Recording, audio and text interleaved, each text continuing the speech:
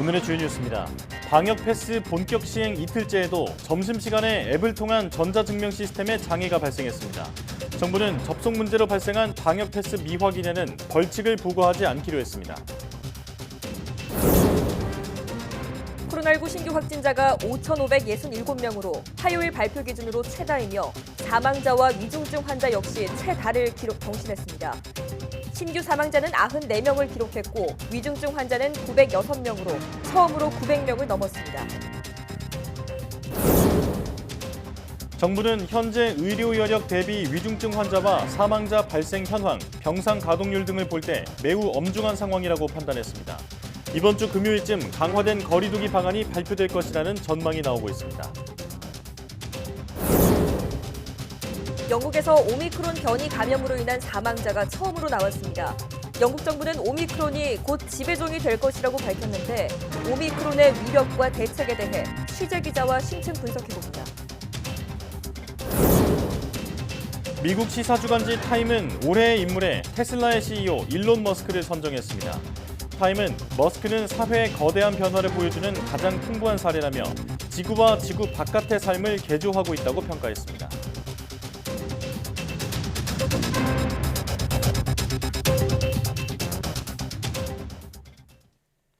여러분 안녕하십니까? 사이언스 투데이 시작합니다.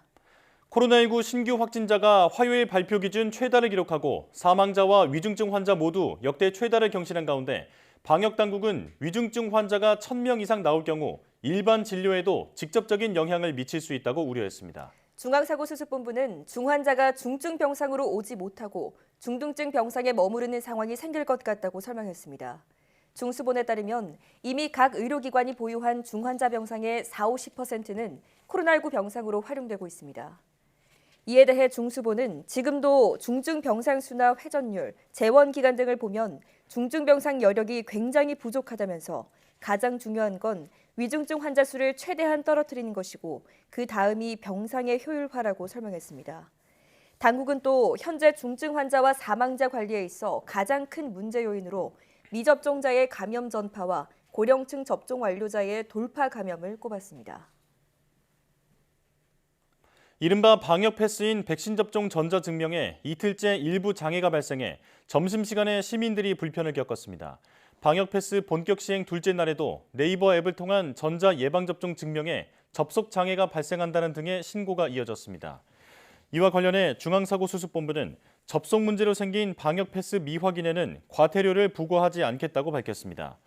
질병관리청은 전자 예방접종 증명은 정상으로 작동하고 있으며 네이버 앱을 통한 전자증명에만 접속 장애가 있었다며 가급적이면 쿠브 앱이나 카카오, 토스, 패스로 QR 체크를 해달라고 요청했습니다. 앞서 질병관리청은 야간에 서버 긴급 증설 작업과 서비스 최적화 작업을 수행해 앞으로는 원활하게 전자 예방접종 증명서 발급이 될 것으로 기대한다고 밝혔습니다. 또 첫날 접속장애 원인과 관련해선 접속량 폭증에 따라 과부하가 발생했고 실시간 대량 인증 처리 장애 등 과부하 문제 대응에 미흡한 점이 있었다며 기존 방역 패스 사용량을 토대로 서버를 증설했지만 계도 기간 종료와 함께 접속량이 폭증하면서 증명서 발급이 원활하지 못했다고 해명했습니다. 청와대가 오미크론 변이에 따른 코로나19 확산에 대응하기 위해 방역을 강화할 가능성을 시사했습니다. 박수현 청와대 국민소통수석은 라디오 인터뷰에서 이렇게 엄중한 시기에 정부의 대책이나 조치가 우물쭈물하거나 미진할 일은 없다고 생각한다고 밝혔습니다. 또 조치는 이미 다 준비되어 있지만 그 카드를 선택하는 문제는 상황에 따르게 된다며 이번 주 상황을 한번 지켜보자고 덧붙였습니다. 오미크론 변이의 확산과 위중증 환자 급증에 따른 병상 부족 등 대응 여력이 한계에 도달했다는 지적이 있는 만큼 이번 주 추이에 따라 오는 17일 강화된 방역 지침을 발표할 수 있다는 뜻으로 해석됩니다. 다만 방역 지침은 방역과 민생이라고 하는 두 가지 관점에서 검토하게 될 것이라고 강조해 소상공인과 자영업자들의 어려움에 대한 고민 역시 내비쳤습니다. 오늘 15일부터 시행 예정이던 학교로 찾아가는 백신 접종이 다음 주에나 시작될 수 있을 것으로 보입니다. 서울시 교육청은 찾아가는 백신 접종 수요 조사 결과 모두 1,000여 학교에서 접종을 희망하는 학생이 있는 것으로 조사됐지만 신청자가 적고 또 협의가 마무리된 학교도 없어 당장 학교 방문 백신 접종은 어렵다고 밝혔습니다. 또 서울 25개 자치구 보건소마다 접종 가능 인원수 기준이 달라 이번 주에 좀 더 현황을 파악한 뒤 다음 주쯤에야 찾아가는 학교 접종이 가능할 것이라고 설명했습니다. 서울시 교육청은 안전한 접종 계획을 세웠다며 학부모 불안감 해소를 위해 충분한 문진을 하고 응급 상황 발생 시 신속하게 대처할 수 있도록 지원 방안을 마련하고 있다고 밝혔습니다. 코로나19 새 변이 바이러스인 오미크론 확산으로 인해 모든 국가에 대한 특별 여행주의보가 한 달 더 연장됐습니다. 외교부는 앞으로 한 달간 모든 국가와 지역을 대상으로 특별 여행주의보를 다시 발령했다며 별도 연장 조치가 없는 한 내년 1월 13일까지 유지된다고 밝혔습니다. 특별 여행주의보는 단기적으로 긴급한 위험에 대해 발령하는데 여행경보 2단계인 여행 자제 이상, 3단계인 철수 권고 이하에 해당하는 수준입니다. 외교부는 해외여행을 계획하고 있는 국민은 가급적 여행을 취소하거나 연기하고 해외에 체류 중인 국민도 외출과 이동 자제, 타인 접촉 최소화 등을 실천해 줄 것을 당부했습니다. 영국에서 코로나19 새 변이인 오미크론 감염으로 인한 첫 사망자가 나왔습니다. 보리스 존슨 총리는 오미크론이 이제 더 이상 가벼운 버전의 바이러스라는 생각을 버려야 한다고 말했습니다. 보도에 김형근 기자입니다. 백신 접종을 독려하기 위해 병원을 찾은 보리스 존슨 영국 총리. 오미크론 변이로 첫 사망자가 나왔다는 소식을 전했습니다. Sadly, yes, Omicron is producing hospitalizations and sadly at least one patient has now been confirmed to have died with Omicron. 영국 정부는 현재 오미크론에 감염돼 입원 중인 환자도 10명에 이른다고 밝혔습니다. 대부분 백신 접종을 2차까지 마친 사람들입니다. I think the idea that this is somehow a milder version of the virus, I think that's something we need to set on one side and just recognize the sheer pace at which it accelerates through the population. 영국의 오미크론 변이 확산 속도는 무서울 정도입니다. 2, 3일마다 배로 뛰더니 2주 만에 누적 감염자가 4,700명을 넘어섰습니다. 특히 런던은 확진자의 40% 이상이 오미크론 감염자일 정도로 상황이 심각합니다. 지금 추세라면 이틀 안에 지배종이 될 것으로 보입니다. We can expect those numbers to dramatically increase in the days and weeks that lie ahead. In preparation, the UK's 4 chief medical officers raised the COVID alert level to 4, its second highest level. 영국 정부는 오미크론 확산에 대응하기 위해 추가 접종을 늘리는 데 총력을 기울이고 있습니다. 백신 2회 접종만으로는 충분히 대응할 수 없다는 연구 결과가 속속 나오고 있기 때문입니다. 영국 보건당국은 연말까지 18세 이상 모든 성인에게 추가 접종을 제공하겠다고 밝혔습니다. 정부 발표 뒤 접종센터에는 추가 접종하려는 사람들로 장사진을 이루고 있다고 현지 언론들은 전했습니다. YTN 김영근입니다. 미국의 65세 이상 노인 100명 가운데 1명이 코로나19에 감염돼 목숨을 잃을 정도로 고령층이 끔찍한 피해를 본 것으로 나타났습니다. 코로나는 심장병, 암과 함께 미국 고령층의 3대 사망 원인이 됐습니다. 이광엽 기자의 보도입니다. 코로나19 델타 변이가 기승을 부리면서 미국은 5차 대유행이 전국적으로 확산하고 있습니다. 특히 모임이 가장 빈번한 연말을 앞둔 시점이어서 보건 당국이 더욱 긴장하고 있습니다. There are many things that I think we can do to bolster our ability to gather safely. And that is really getting vaccinated, getting boosted. 지난해 초 코로나19가 시작된 이후 2년 동안 미국의 코로나 사망자는 80만 명, 이 가운데 65세 이상 노인 사망자는 60만 명가량으로 전체의 75%를 차지합니다. 미국의 65세 이상 노인은 100명 중 1명이 코로나에 감염돼 목숨을 잃은 셈입니다. 반면에 65세 미만 연령층은 코로나 사망률이 1,400명 중 1명으로 훨씬 낮았습니다. 미국 고령층의 백신 접종률은 87%로 전체 연령대에서 가장 높지만 면역체계 악화에 따른 돌파 감염 등으로 희생되고 있습니다. 특히 백신 접종을 거부한 노인들은 사망률이 훨씬 높은 것으로 나타났습니다. 미국 고령층에서 코로나19는 신장병과 암에 이어 사망 원인 3위가 됐습니다. 최근 11주 동안 미국 전역에서 코로나로 숨진 사람이 10만 명이나 급속히 증가해 노인들이 느끼는 심리적 압박감이 더욱 커졌습니다. YTN 이광규입니다.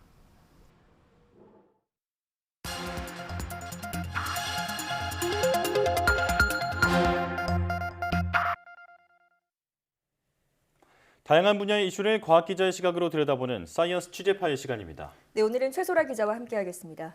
어서 오세요. 안녕하세요. 네, 오늘 어떤 소식 준비해 오셨나요? 네, 영국에서 오미크론 변이 사망자가 처음으로 나왔습니다. 그동안 오미크론 변이에 증상이 비교적 경미하다는 보고가 이어져 왔는데요. 네. 첫 사망자가 보고되면서 불안감이 커지는 모습입니다. 오미크론이 백신의 효과를 떨어뜨린다는 연구도 속속 나오는 상황이라 긴장의 끈을 놓을 수 없는데요. 전 세계 오미크론 변이의 감염 현황과 또 오미크론이 백신 효과를 얼마나 낮추는지 등 살펴보겠습니다. 예, 처음으로 오미크론 변이로 인한 사망자가 확인이 된 건데 어떻게 된 건지 자초지종부터 알아볼까요? 네, 영국에서 첫 사망자가 보고된 거는 현지 시각 13일경입니다. 네. 이날 영국의 오미크론 확진자가 누적 4,700여 명이었습니다. 이 가운데 10명이 입원했고 또 1명은 사망했다고 영국 보건당국이 밝혔습니다. 누적 확진자 수 대비 입원율을 보면요. 오미크론 변이의 위중증 화율은 낮은 것이 사실입니다. 예. 전문가에게 직접 들어보시겠습니다. 이 영국의 데이터를 보면은 이렇게 많은 환자가 있지만 입원한 사람은 10명밖에 안 됩니다. 예, 그런데다가 지금 첫 사망자가 나온 것이거든요. 그러니까 대부분은 경증이고 무증상이 많기 때문에 실제로 이 바이러스가 아무리 전파력이 빨라서 환자가 많이 나오고 위중증 화율이 어느 정도 된다 할지라도 바이러스 자체가 굉장히 약하다는 것은 델타보다는 우리가 취급하기 편하다는 부분은 분명히 있거든요. 그러니까 우리가 그 부분만 잘 조절할 수 있다면, 즉 위중증으로 가지 않고 1차 병원 정도에서 치료를 하고 끝날 수 있다면은, 즉 이 입원하고 회복하는 기간이 상당히 빠르다고 합니다. 즉 위중증 화율이 낮아서 델타 변이 확산 때보다는 이제 사태가 심각해질 우려가 덜한 것 같은데요. 그래도 첫 사망자가 나온 만큼 낙관할 수는 없는 상황이죠. 네, 그렇습니다. 상황을 마냥 낙관할 수만은 없게 만드는 여러 가지 요소 중에 하나가 확산세가 빠르다는 겁니다. 영국의 오미크론 확진자는 지난 9일에 800명이었는데 13일에는 1,500여 명이 됐습니다. 예. 확진자 수가 2배가 되는데 이틀 반꼴로 걸렸다는 겁니다. 계산에 따르면 머지않아서 오미크론이 우세종으로, 그러니까 신규 확진의 절반 이상이 오미크론 변이로 나타날 가능성이 크다고 나옵니다. 증상이 비교적 가볍더라도 확산 속도가 빨라지면 인명피해가 커질 수 있기 때문에 안심할 수는 없는 상황입니다. 예. 또 한 가지 우려되는 거는 돌파 감염인데요. 영국 오미크론 입원자의 대부분이 백신 2회 접종을 완료한 것으로 나타났습니다. 백신이 오미크론 변이의 효과가 떨어진다는 것을 의미합니다. 예. 또 유럽 질병예방통제센터는 이번 영국 사망 사례가 오미크론으로 인한 사망으로 확인된 첫 사례기는 하지만 전 세계 최초인지를 확인하는 것은 불가능하다고 밝혔습니다. 때문에 사망률을 정확히 집계할 수 없기 때문에 아직은 쉽사리 긴장의 끈을 놓을 수 없는 상황입니다. 예, 치명률은 조금 더 지켜봐야 할 것 같은데 하지만 백신 무력화 우려는 현실이 되고 있는 것 같습니다. 지금 이 오미크론 변이가 백신 효과를 얼마나 떨어뜨리나요? 네, 그동안 발표된 연구 결과들을 보면요. 화이자 바이오엔테크 백신을 2차까지 접종한 경우 오미크론에 대한 예방 효과가 현저히 떨어지는 것으로 나타났습니다. 네. 남아공의 아프리카 보건연구소는요. 화이자 백신 2차 접종으로는 오미크론 변이에 대한 감염 예방 효과가 23%에 그친다고 발표했습니다. 또 이스라엘의 중앙바이러스 연구소등은요. 5, 6개월 전에 화이자 백신 2차 접종을 마친 사람은 오미크론 변이에 대한 중화 능력이 아예 없었다고도 말했습니다. 네. 또 화이자가 직접 인용하기도 했었던 연구 결과인데요. 독일 프랑크푸르트 대학병원의 연구 결과도 오미크론 변이는 코로나19 백신 2회 접종자의 중화항체 효력을 크게 줄였다는 내용을 담았습니다. 네. 또 영국의 보건안전청은 25주 전에 화이자 백신을 2회 맞은 사람은 델타 변이에 대한 예방 효과가 60%였는데 오미크론 변이에 대한 예방 효과는 40%에 불과했다고 밝혔습니다. 또 아스트라제네카 백신의 경우는 효과가 더 떨어지는 것으로 나타났습니다. 예. 25주 전에 아스트라제네카 백신을 2차 접종을 맞았던 사람이라면은 델타 변이에는 40%의 효과를 보이고요. 또 오미크론 변이에는 10% 미만의 예방 효과가 남는 것으로 나타났습니다. 예. 자, 화이자 백신을 2차까지 맞아도 오미크론에 대해서는 예방 효과가 없다라는 결과가 좀 충격적인데요. 하지만 이 부스터샷을 시행하는 나라들이 늘고 있잖아요. 부스터샷에 대한 효과는 어느 정도인가요? 네, 부스터샷 즉 3차 접종을 맞은 경우는요. 오미크론에 대한 예방 효과가 올라갔다는 게 지배적이었습니다.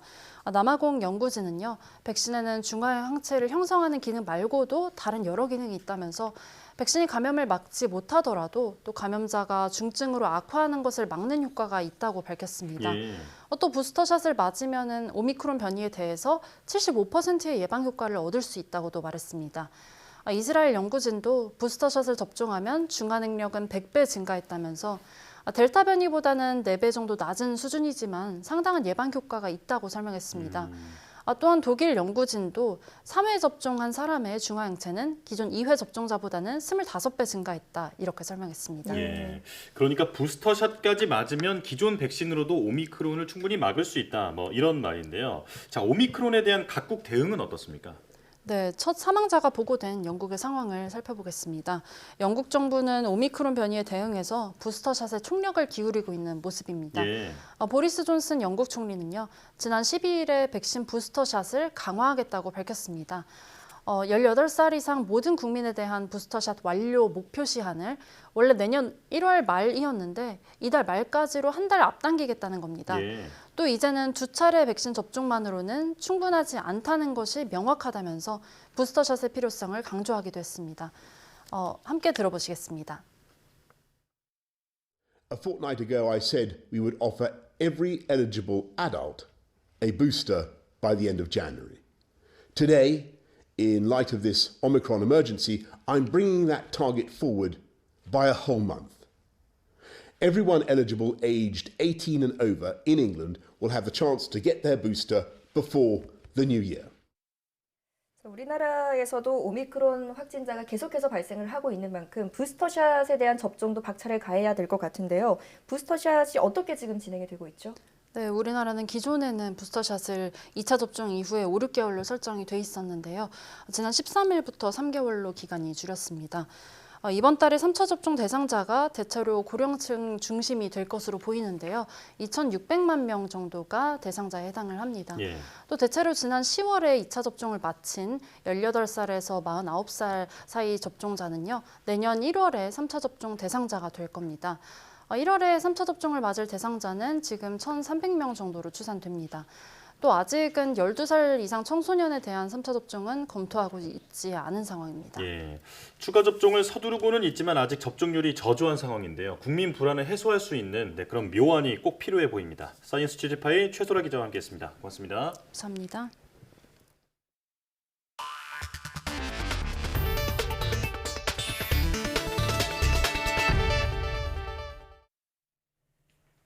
(3D) 프린터의 유해성 문제를 고발한 YTN의 탐사 보도와 관련해 정부가 5개 부처 합동으로 안전 대책을 마련해 발표했습니다. 플라스틱, 필라멘트 등 3D 프린팅 소재의 안전성을 확인하기 위한 전수조사에 착수하고 교육 현장에 보급된 사용 매뉴얼도 전면 개정하기로 했습니다. 기획탐사팀 김지환 기자가 보도합니다.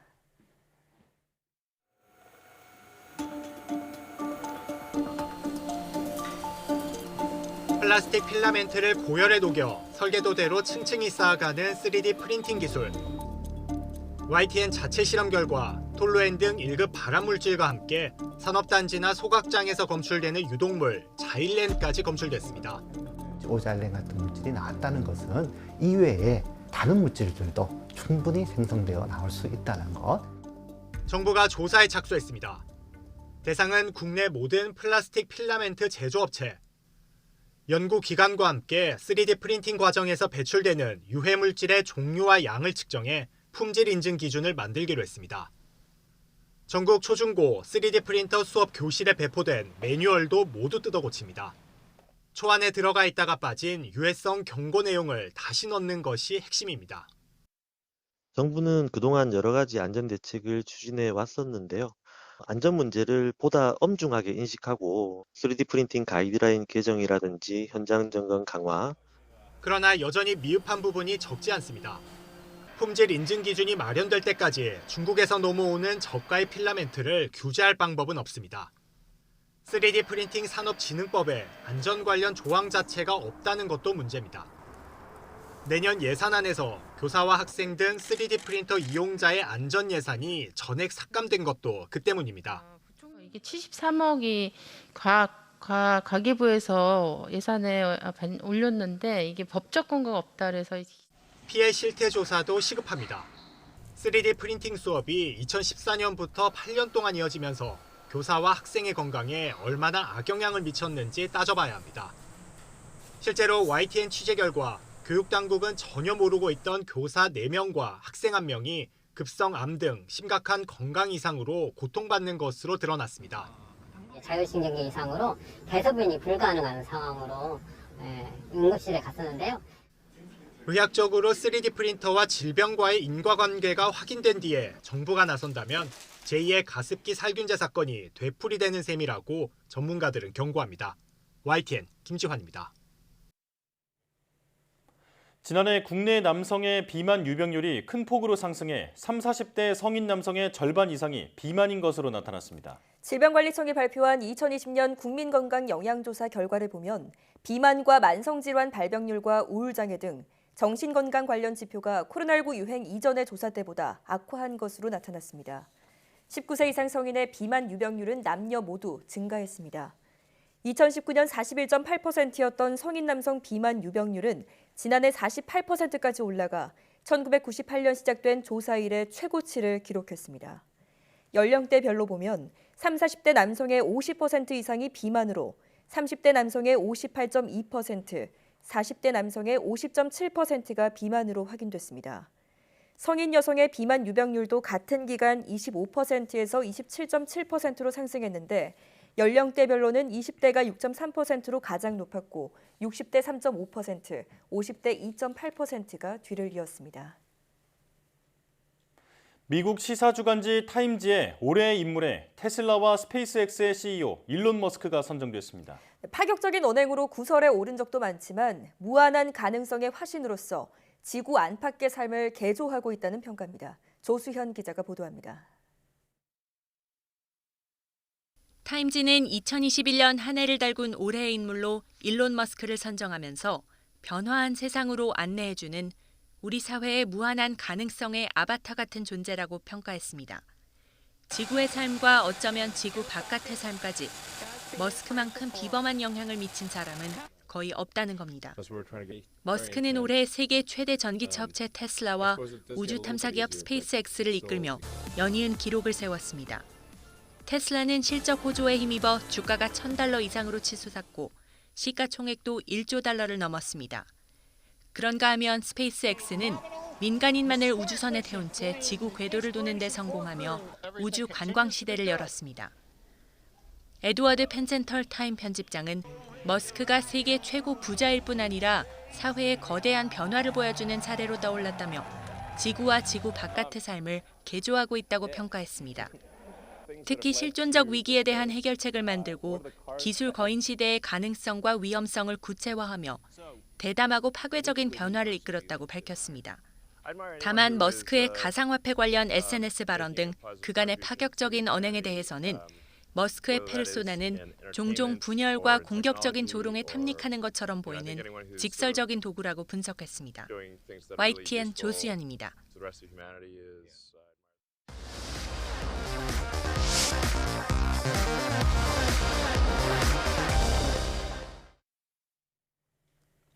특별한 기구 없이 언제 어디서나 가볍게 할 수 있는 운동이 바로 걷기인데요. 우리가 걷기를 하면 상상 이상으로 많은 긍정적인 효과를 얻을 수 있다고 합니다. 단 올바른 자세로 걷는 게 매우 중요하다고 합니다. 오늘 사이언스 앤 라이프에서는 걷기 운동의 과학적 효과와 또 바르게 걷는 법에 대해 알아보겠습니다. 지금 만나보시죠.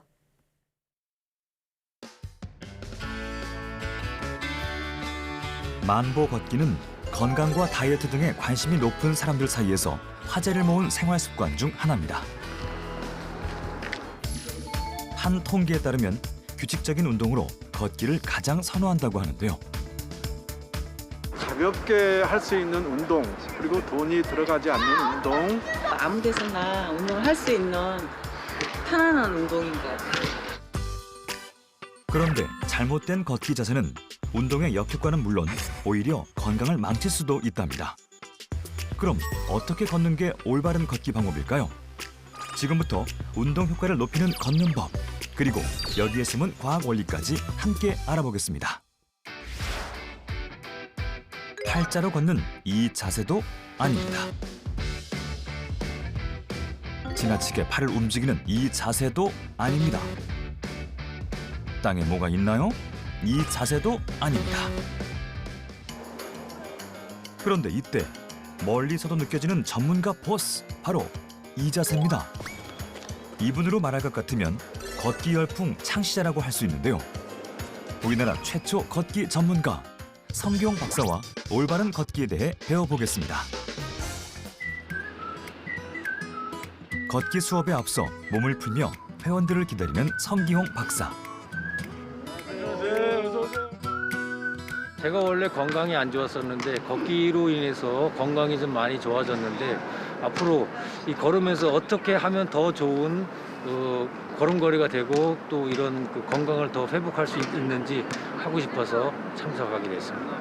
걷는데도 방법이 있다고 해서 제가 배우러 왔습니다. 우리가 걷기라고 하는 거는 가장 쉽고 안전하고 언제 어디서든지 할 수 있는 게 걷기 운동이라고 말씀드릴 수가 있는데, 그래서 우리가 걷기 운동을 하기 전에 몸을 풀어주는 스트레칭 운동을 하셔야 됩니다.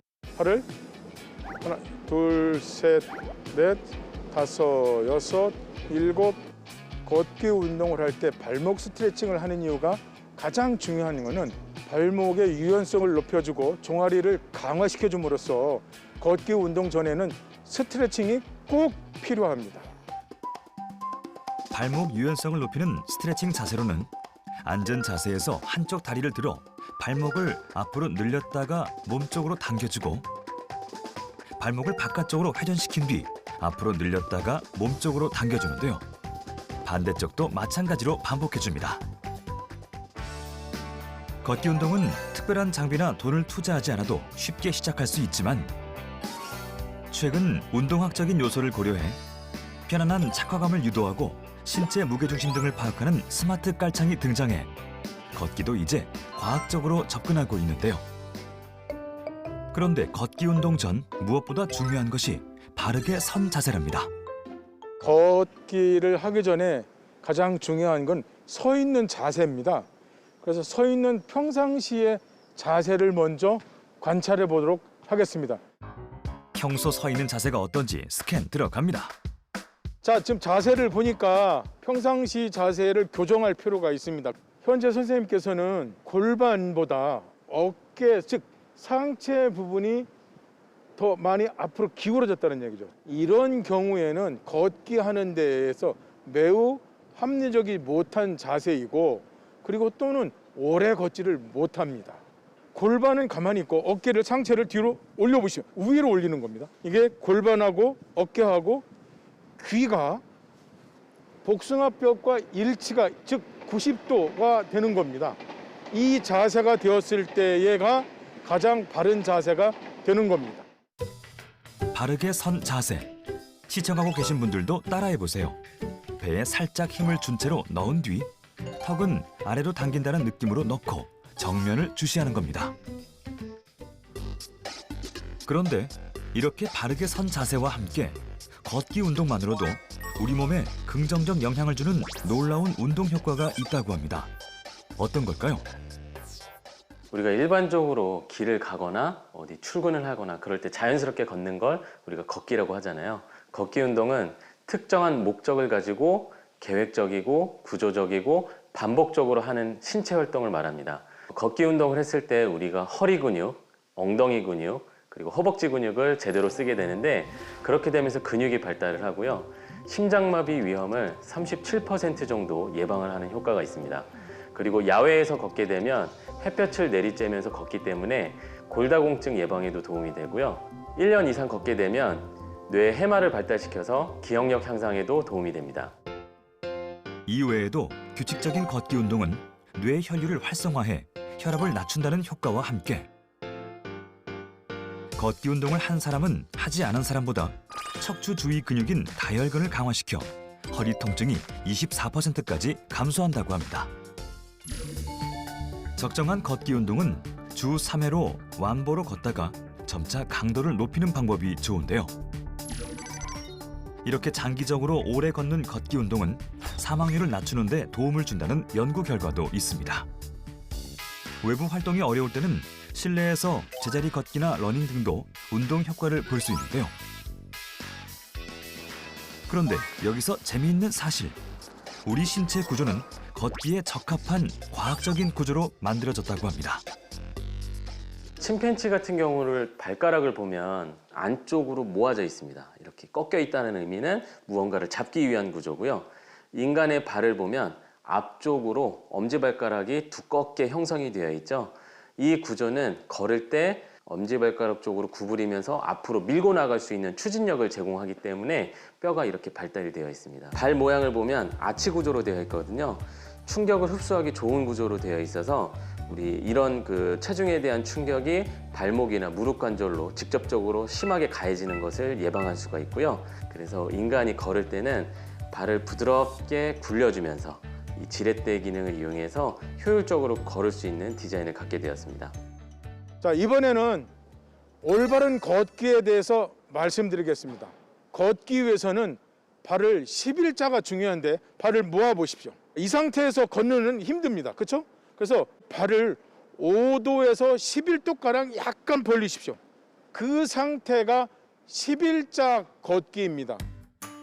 발끝을 11자 형태로 유지해 걸어주세요. 팔은 자연스럽게 L자나 V자가 되도록 흔들면서 걷는데 체중이 실리는 것은 발 뒤꿈치에서 발바닥 전체 그리고 엄지발가락 뿌리순으로 체중을 실어 걷는 것이 좋습니다. 이렇게 걷게 되면은 발 뒤꿈치에 있는 부분이 많이 닳고 그리고 바깥쪽으로 있는 분도 닳고 엄지발가락 쪽에 있는 부분이 닳아서 중심이 이동이 바르게 된다는 것을 알 수가 있습니다.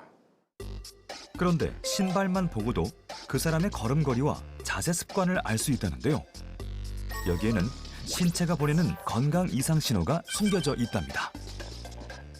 신발 뒷굽이 다른 정도를 보면 우리가 그 사람의 걸음걸이와 자세 습관을 알 수가 있는데 뒷굽에서 바깥쪽이 많이 닳는 분들이 있어요. 이런 분들은 발을 바깥쪽으로 약 15도 이상 벌려서 걷는 팔자 걸음걸이를 하신다고 볼 수가 있고요. 그 다음에 신발 밑창에서 뒷굽에서 안쪽이 많이 닳는 분들이 있는데 이런 분들은 안짱다리로 걷는 걸음걸이 습관이 있다고 볼 수가 있습니다. 그리고 아주 재밌게도요. 어떤 분들은 한쪽은 바깥쪽이 많이 닳고 한쪽은 안쪽이 많이 닳거든요. 그러면 골반이 회전 변형이 되거나 척추가 휘어 있어서 몸이 불균형한 상태에서 걷는 걸 의심해 볼 수가 있는데요. 이런 식으로 신발이 닿는 그 위치에 따라서 걸음걸이의 자세를 평가를 하게 되는데 팔자 걸음걸이 같은 경우는 발을 바깥쪽으로 돌리면서 정강이뼈와 고관절이 바깥쪽으로 벌어지거든요. 그러면서 골반이 뒤로 눕게 되고 허리에 체중을 실게 되면서 요통의 원인이 되기도 합니다. 그리고 회전 변형이 돼서 불균형하게 걷는 분들은 골반이 불균형해지면서 한쪽 무릎이 불편해지거든요. 그래서 한쪽 무릎의 관절이 특정한 부위만 스트레스를 받게 되면서 그쪽의 반월판이라든지 인대라든지 이런 부분들이 손상될 위험이 더 높아진다고 볼 수 있습니다. 바르게 걷기 위해서는 우선 척추를 곧게 세우는 연습이 필요한데요. 엉덩이, 어깨, 머리까지 벽에 붙이고 선 뒤 발 뒤꿈치 바깥쪽이 바닥에 먼저 닿고 엄지발가락과 검지발가락을 사용해 바닥을 밀어주는 식으로 걷기 훈련을 하는 것이 좋습니다. 좋은 신발을 신으시는 게 중요한데요. 우리 신발을 고르실 때는 걸을 때 발 앞에서 3분의 1 지점이 위로 잘 꺾일 수 있도록 고르시는 게 중요합니다. 그래야지 걸을 때 균형 있는 자세로 앞꿈치를 이용해서 발을 밀어낼 수가 있고요.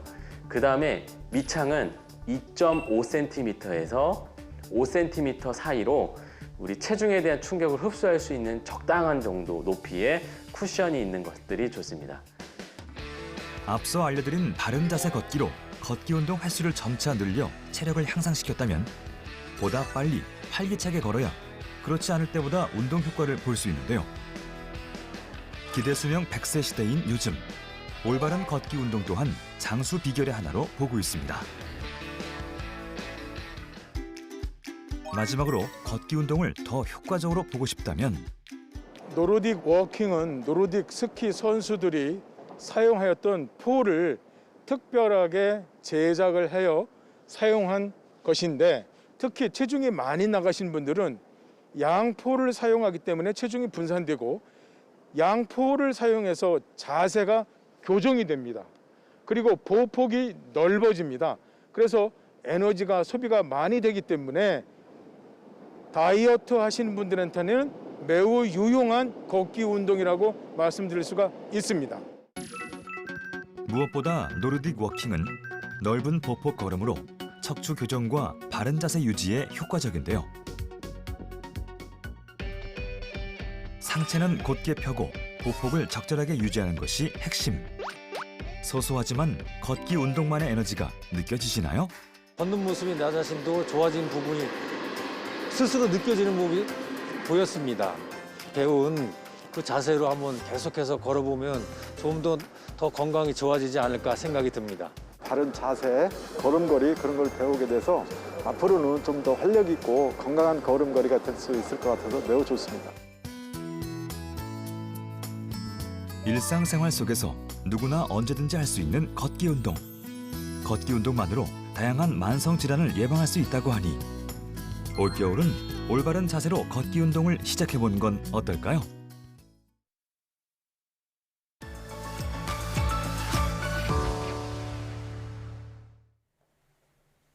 지구온난화를 막기 위한 여러 방안 중에 하나가 바로 산림을 보호하는 것이라고 하는데요. 숲은 이산화탄소를 흡수하는 탄소 저장소이기 때문에 탄소 중립을 위해서는 산림을 지키는 게 중요하다고 합니다. 오늘 날씨학개론에서는 산림 보호에 관한 이야기를 해보겠습니다. 오늘도 K웨더 반기성 센터장 나오셨습니다. 어서 오십시오. 네, 안녕하세요. 네, 안녕하십니까. 자, 얼마 전 영국 글래스고에서 열렸던 유엔 기후변화 협약 당사국 총회에서 의미 있는 협약들이 많이 발표가 됐는데요. 그 중에 하나가 산림 파괴를 멈추고 토양 회복에 나서겠다는 그런 선언도 나왔다고 하는데 구체적으로 어떤 논의가 오간 거죠? 네, 이번에 이제 26차 글래스고에서 열렸던 유엔 기후변화 협약 당사국 총회에서 나무, 그러니까 이제 산림의 중요성에 대한 논의가 좀 있었고요. 네. 또 산림을 보호하자는 결의도 했는데요. 예. 총회에 참석한 105개국 이상의 정상들은 2030년까지 산림 파괴를 멈추고 토양을 회복하기에 협력하기로 합의를 했습니다. 네. 합의된 내용의 제목은 산림, 토지 이용에 관한 선언으로 산림과 토지를 복원하는 이 협약에 브라질, 인도네시아, 콩고 민주공화국 등 전 세계 산림의 85%를 차지하는 국가들이 동참을 했고요. 석탄 중단이라든가 또 메탄 협약에는 불참했던 중국, 러시아도 산림 보존에는 참여를 했습니다. 예. 뭐 우리나라는 물론이고요. 미국, 일본도 참여를 했고요. 그러다 보니까 의장국이었던 영국의 보리스 존슨 총리는 이번 합의가 기념비적인 행동이다. 우리에겐 자연의 정복자로서의 인류의 오랜 역사를 끝내고 자연의 보호자가 될 기회를 맞았다라고 밝혔고요. 조 바이든 미국 대통령은 이 계획이 전 세계가 천연 산림 손실을 중단시키기 위한 공동의 목표를 이행하는 데 도움이 될 것이라고 환영하고 나섰죠. 예. 네, 선진국과 개도국이 합심해서 산림을 보호하기로 한 것은 그만큼 이제 산과 숲이 기후 변화를 막기 위한 중요한 역할을 한다라고 볼 수 있을 텐데요. 자, 현재 산림 파괴 문제가 어느 정도로 심각합니까? 유엔 식량농업기구가 2020년 5월 7일이었죠. 로마 네. 회의에서 발표했던 그 보고서에 따르면 2015년 이후 연간 1,000만 헥타르가 다른 용도로 전환되는 등 세계 산림 벌채는 계속되고 있다라고 밝혔는데요. 예. 보고서에 따르면 오늘날 지구상에 한 사람당 0.52 헥타르에 해당하는 40억 6천만 헥타르의 숲이 있는데 산림이 새로 생기는 것을 제외하면 세계 산림 면적은 2017년 이후 매년 470만 헥타르씩 감소하고 있다는 겁니다. 네. 산림은 세계 육지의 거의 3분의 1을 덮고 있는데 숲은 수많은 물질이라든가 서비스, 인류의 건강에 도움을 주고 있고 수백만 명의 생계를 지원해주는 자원이기도 하죠. 전 세계 산림의 절반 가까이가 유엔 식량농업기구의 산림 관리 대상인데요. 유엔 식량농업기구와 700명이 넘는 전문가들로 구성된 글로벌 네트워크가 협업을 해서 236개국의 영토와 60개 이상의 요인을 주서해 오고 있습니다. 네. 여기서 나온 몇 가지 주요한 결과를 보면 첫째, 세계 산림 면적은 1990년 이후 약 1억 7,800만 헥타르가 줄어들었는데 이것은 리비아 영토 크기의 규모다. 둘째, 최근 10년 동안 아시아, 오세아니아, 유럽 등지에서 산림 지역이 증가한 반면에 아프리카에서는 산림 손실이 비율이 가장 높았고 네. 그 다음이 남미 지역이었다. 예. 셋째, 인간 간섭이나 자연재해, 산불 혹은 화산, 태풍, 한발 등에 의한 교란 흔적이 없는 일차림이 전체 산림의 약 30% 정도이며 주로 목재와 비목산물의 생산에 사용이 된다. 넷째, 토양과 수질 보호를 위해 지정된 산림의 비중이 높아지고 있다. 다섯째, 최근 30년 내 탄소주 밀도가 소폭 증가를 했지만 산림 면적이 감소하면서 총 산림 탄소주가 감소하고 있다는 겁니다. 예. 자, 산림이 사라지는 가장 큰 원인을 먼저 분석을 해주시죠. 올해 이제 6월 11일이었죠. 유엔 식량농업기구는 26차 유엔 기후변화 협약 당사국 총회를 앞두고 COP26 농업에 확정한 전 세계 산림 벌채의 거의 90%를 차지합니다. 네. 라는 보고서를 발표를 했는데요.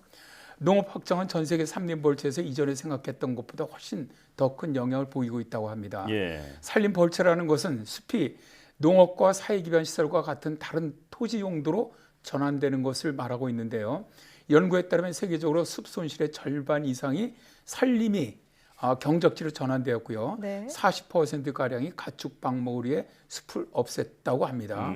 특히 새로운 연구를 통해 알려진 것은 열대우림 지역이 농업 확장으로 더 많은 산림이 사라진다는 건데요. 네. 사실 산림 벌채의 원인은 전 세계 지역마다 다릅니다. 예. 도시와 기반시설 개발이 더 큰 영향을 미치는 유럽을 제외한 모든 지역에서는 농업이 산림 파괴의 주요 원인인데요. 아프리카와 아시아에서는 경작지로의 전환이 산림 손실을 지배하고 있고요. 산림 면적의 75% 이상이 경작지로 전환되었습니다. 남아메리카에서는 거의 4분의 3의 산림 벌채가 가축 방목을 위해 사라졌고요. 예. 이번 연구는 유엔 식량농업기구와 미 항공우주국 그리고 구글과 협력하면서 개발된 인공위성 데이터와 도구를 사용해 수행되었고요. 거의 130개국의 800명 이상의 국가 전문가들과 긴밀히 협력해서 결과를 만들어낸 것이죠. 예. 그렇군요. 뭐 사실 우리나라에는 식목일도 있고 평소에 또 나무 심기 운동을 많이 하기 때문에 벌채 문제가 어느 정도로 심각한지 이게 체감을 하시는 분들이 적을 것 같거든요. 근데 열대우림의 벌채 문제가 특히 심각하다고요? 네, 그렇습니다. 올해 이제 7월 27일에 미 항공우주국의 기후 및 인간 영향에 대한 열대우림의 취약점을 지수하다라는 보고서를 발표했는데요. 네. 남아메리카의 아마존 분지는 기후변화와 인간의 토지 이용의 변화에 많은 산림이 사라지고 있고요.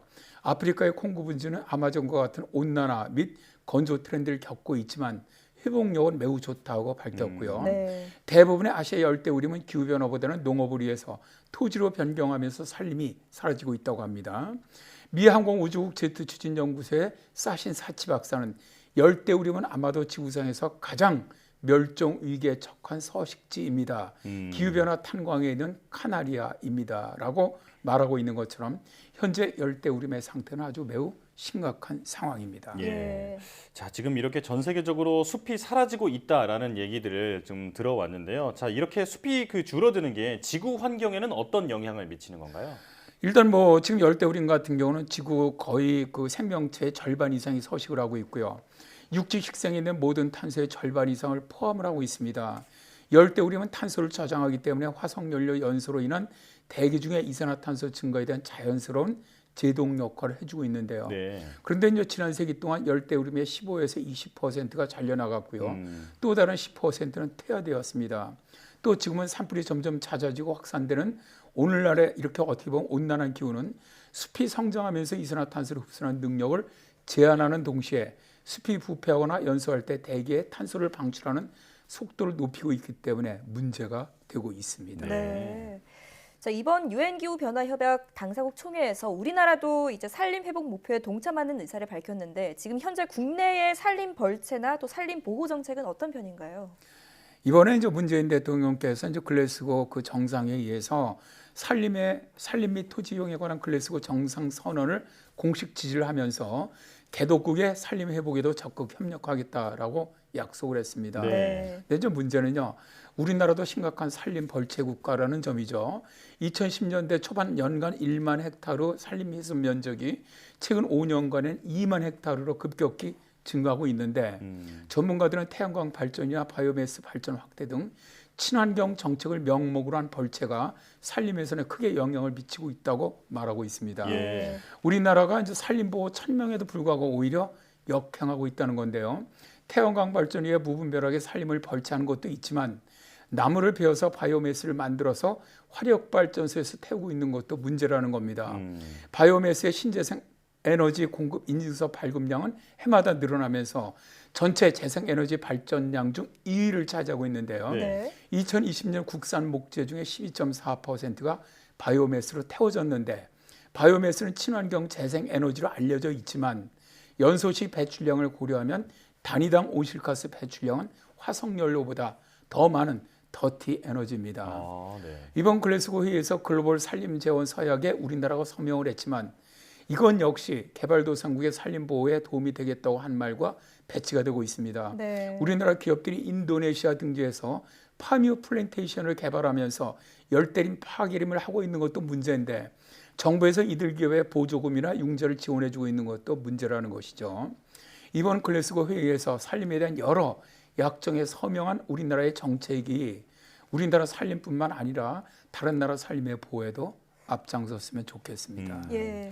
숲은 지상에서 유일하게 자연적으로 탄소를 흡수하는 존재라고 하더라고요. 네, 이렇게 탄소를 줄이는 노력과 동시에 숲을 지키고 가꾸려는 노력도 함께 기울여야겠다 이런 생각이 듭니다.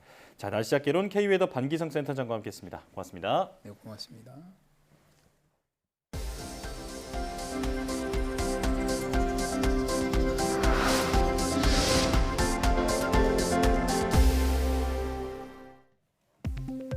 국내 연구진이 차세대 반도체 소재로 주목받는 할라이드 페로브스카이트의 단점을 극복하는 데 성공했습니다.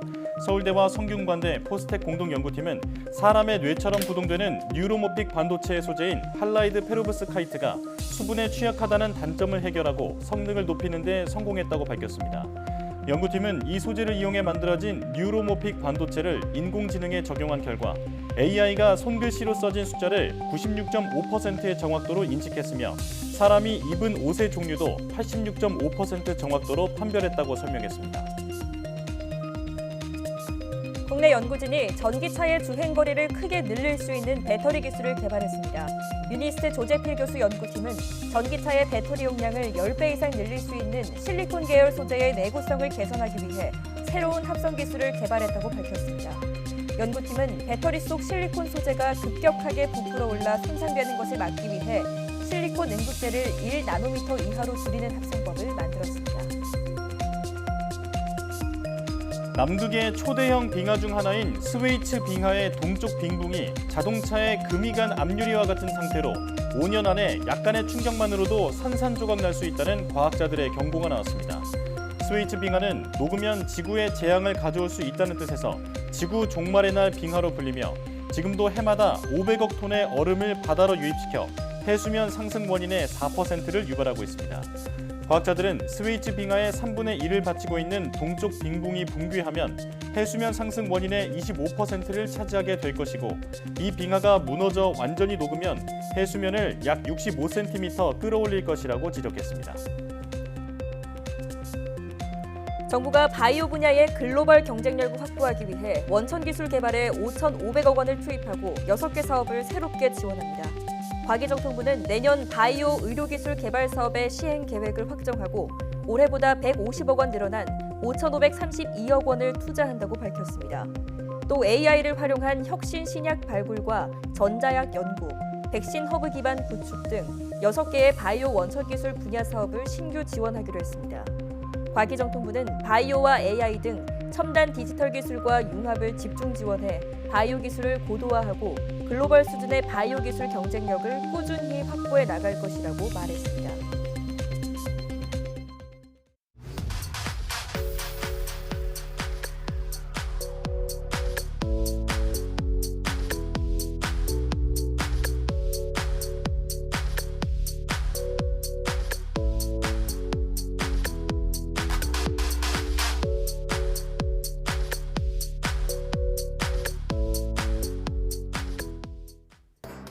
방역 패스 제도가 본격 시행에 들어갔지만 전자증명 접속 장애가 연일 발생하면서 소비자와 가게들이 큰 혼란과 불편을 겪었습니다. 방역 당국은 접속량 폭증 때문이라고 밝혔지만 이런 불편을 미연에 방지하지 못한 아쉬움이 남는데요. 방역 패스가 현재 방역 정책을 이끌기 위한 주요 수단인 만큼 시스템 미비점을 신속하고도 확실하게 보완해야겠습니다. 사이언스 투데이 마칩니다. 함께해 주신 여러분 고맙습니다.